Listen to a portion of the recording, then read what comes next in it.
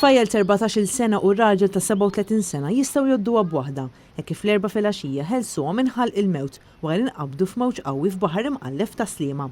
L-inċident seħħ għall-ħabta tas-7 ta' filgħaxija, hekk kif it-tfajjel flimkien ma' raġel Libjan kienu jinsabu fil-periklu illi jerqu. Dan minħabba l-maltemp li kien qed jaħkem mal-kosta ta' Riddut u r-riħ qawwi.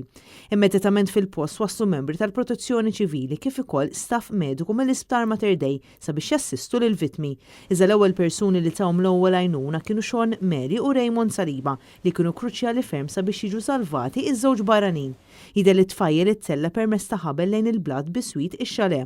Persuni li tkellmu ma' Net News qalulna li kieku ma kienx għall-intervent f'waqtu ta' Sean Mary kieku it-tfajjel kien jitlef ħajtu peress li l-baħar kien qawwi ħafna. Ir-raġel Libjan ġie salvat permezz ta' dgħajsa tal-AFM u ddaħħal f'xatt it-tiben.